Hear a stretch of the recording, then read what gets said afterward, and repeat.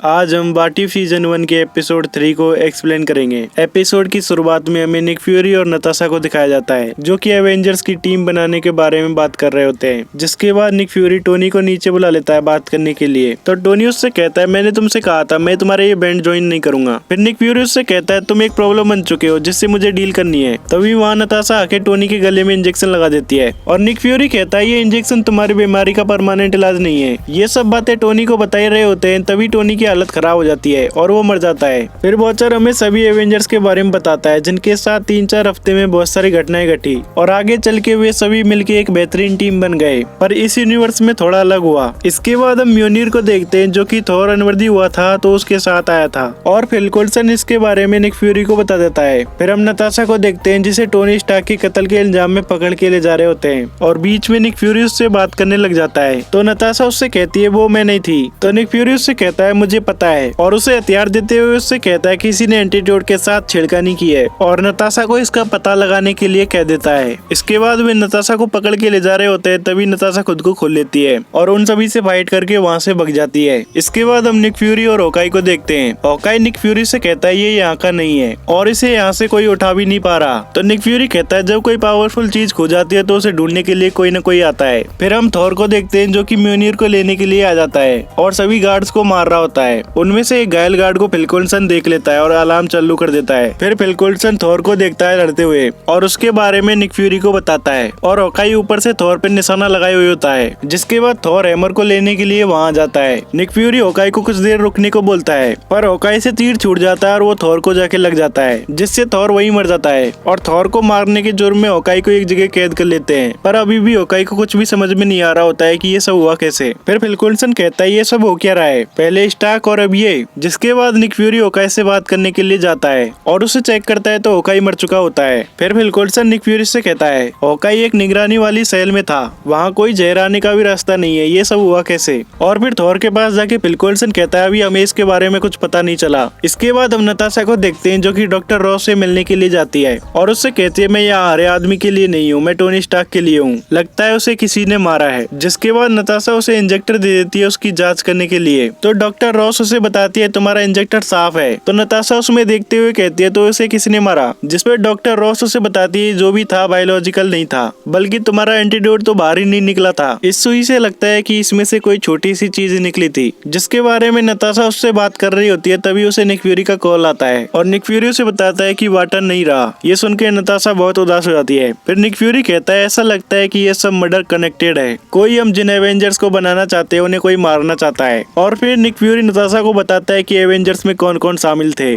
जिसके बाद नताशा वहाँ छुपे हुए ब्रूस बैनर को ढूंढ लेती है और उससे कहती है हमें यहाँ से जल्दी ही जाना होगा। इसके बाद हम फिल कोल्सन को देखते हैं जो कि हैमर की जगह पर अंदर जा रहा होता है। तभी वहाँ बाइफ्रोस्ट खुल जाता है जिसमें लोकी अपने साथ सेना को लेके आया होता है और उससे बात करने के लिए निक फ्यूरी उसके पास गाड़ियाँ लेके चला जाता है और फिर लोकी से कहता है क्या सर आप भटक गए हो। तो लोकी उन्हें अपना नाम बताता है। जिसके बाद निक फ्यूरी को नताशा का कॉल आ जाता है। तो नताशा उसे बताती है कि ब्रूस को जनरल रॉस ने घेर लिया है। तो निक फ्यूरी उससे कहता है वहाँ से हैंडल करो और वहाँ से अंडरग्राउंड हो जाओ। जिसके बाद निक फ्यूरी लोकी से पूछता है तुम यहाँ क्यों आए हो। तो लोकी उससे कहता है इस ग्रह के किसी एजेंट ने थॉर को मार दिया है और हम उसका बदला लेने के लिए आए हैं। दूसरी ओर नताशा सरेंडर करते हुए रॉस को बताती है कि मैं शील्ड के एजेंट हूँ। पर तभी ब्रूस को एक गोली आके लगती है लेकिन वो गोली एजेंट रॉस ने नहीं चलाई होती है। और दूसरी ओर लोकी उनसे कहता है तुम हमारी बातों को समझ नहीं पा रहे हो और एंशिएंट विंटर से वहाँ की सभी चीजों को बर्फ में जमाने लग जाता है। इसके बाद हम ब्रूस को देखते हैं जो कि हल्क में ट्रांसफॉर्म हो जाता है और फिर जनरल रॉस के सैनिकों से लड़ना शुरू कर देता है। जनरल रॉस को रोकने के लिए डॉक्टर रॉस आती है पर नताशा डॉक्टर रॉस को साइड में कर देती है और उससे कहती है ये सब जनरल रॉस ने शुरू नहीं किया। इसके बाद हम हल्क को देखते हैं जो कि धीरे धीरे गुब्बारे जैसे फूलने लगता है और आखिर में जाके फट जाता है। ये देख के डॉक्टर रॉस बहुत उदास हो जाती है। इसके बाद हम निक फ्यूरी को देखते हैं जो कि लोकी से कहता है ये जंग छेड़ने से तुम्हारे प्रिंस वापस नहीं आ जाएंगे। और उसके रुक जाने पर निक फ्यूरी से बताता है कि हमारा एक ही दुश्मन है जिसने तुम्हारे भाई को मारा, उसने हमारे 2 खास लोगों को भी मारा है। और लोकी से कहता है मुझे उस खूनी को ढूंढने के लिए थोड़ा वक्त चाहिए। तो लोकी उसे ढूंढने के लिए उसे सुबह तक का वक्त दे देता है और कहता है अगर ऐसा नहीं हुआ तो मैं इस ग्रह को बर्फ में जमा दूंगा। इसके बाद हम वर्जीनिया में लाइब्रेरी में नताशा को देखते हैं जहाँ नताशा एक जगह बैठ के शील्ड से जुड़ी हुई डिटेल्स देख रही होती है। तभी उसे ऐसा लगता है कि उसके पीछे कोई है, पर वो इस सब पे ध्यान न देके फिर से काम पे लग जाती है, जिसमें उसे पता चलता है कि एक औरत जो 2 साल पहले मर गई वो कल ही डेटा एक्सेस कैसे कर सकती है, और इसके बारे में बताने के लिए निक फ्यूरी को कॉल करती है। और तभी उसे फिर से महसूस होता है कि उसके पीछे कोई है, जिसके बाद वो नताशा पे हमला करना शुरू कर देता है। तो नताशा फ्यूरी से कॉल पर कहने की कोशिश करती है कि सबके पीछे होप है। इसके बाद हम निक फ्यूरी को देखते हैं जो कि नताशा की उसी रिकॉर्डिंग को सुन रहा होता है। तभी वहाँ फिल कोल्सन आ जाता है और फिर निक फ्यूरी से कहता है, मैं समझता हूँ कि आप एवेंजर्स को लोकी जैसी सिचुएशन को संभालने के लिए बनाना चाहते थे। और फिर निक फ्यूरी को बताता है कि उस एवेंजर्स में एक और नाम बचा है जो कि आपका है, जिससे निक फ्यूरी को कुछ याद आता है और गाड़ी में चला जाता है और फिर कैप्टन मार्वल को बुलाने लगता है। तभी उसे समझ में आ जाता है कि इस सब के पीछे कौन हो सकता है। इसके बाद निक फ्यूरी लोकी से मिलने के लिए उसकी जगह पर चला जाता है। ये सीन यही कट होकर हम कैलिफोर्निया में देखते हैं, जहाँ निक फ्यूरी होप वैन डायन की कब्र के पास आ जाता है। तभी वहाँ वो चीज आ जाती है जिसने सभी एवेंजर्स को मारा था और निक फ्यूरी से कहती है, तुम यहाँ क्यों आए हो? वो मर चुकी है तुम्हारे शील्ड की वजह से।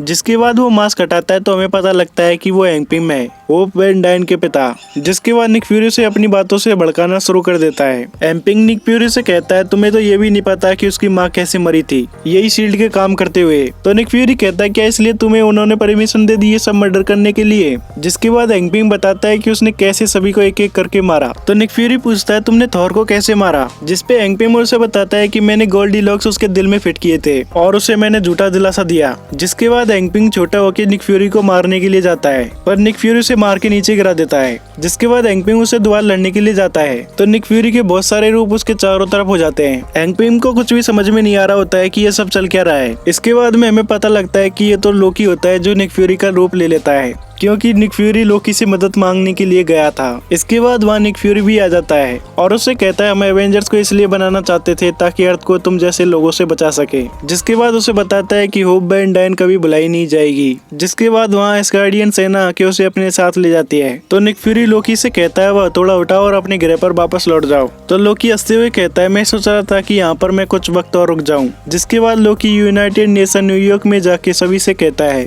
एक ही दिन में सभी देशों ने भेदभाव त्याग दिए हैं और हमारे नीचे एकजुट हो चुके हैं। आप सभी लोग बस सेवा करने के लिए बने हैं। और फिर कहता है, अब से मैं हूँ तुम सभी का राजा। इसके बाद हम निक फ्यूरी और फिल कोल्सन को देखते हैं जहाँ सभी एवेंजर्स मरे हुए होते हैं। निक फ्यूरी कहता है, एवेंजर्स एक आइडिया थे, हमारी सबसे मुश्किल घड़ी में एक आखिरी उम्मीद थे। इसके बाद निक फ्यूरी बर्फ में चला जाता है जहाँ उसे बर्फ में जमा हुआ कैप्टन अमेरिका मिल जाता है। और फिर वॉचर कहता है, न इस यूनिवर्स में न किसी और यूनिवर्स में आशा कभी नहीं मरती। जिसके बाद निक फ्यूरी के पीछे कैप्टन मार्वल भी आ जाती है और इसी के साथ व्हाट इफ सीजन 1 का एपिसोड 3 खत्म हो जाता है। आई होप सभी को एक्सप्लेनेशन अच्छा लगा होगा। इसके बाकी के एपिसोड्स भी जल्दी आ जाएंगे, इसलिए वीडियो को लाइक और चैनल को सब्सक्राइब कर ले ताकि इसका नेक्स्ट एपिसोड आते ही आपको नोटिफिकेशन मिल जाए। मिलते हैं नेक्स्ट वीडियो में, तब तक के लिए बाय।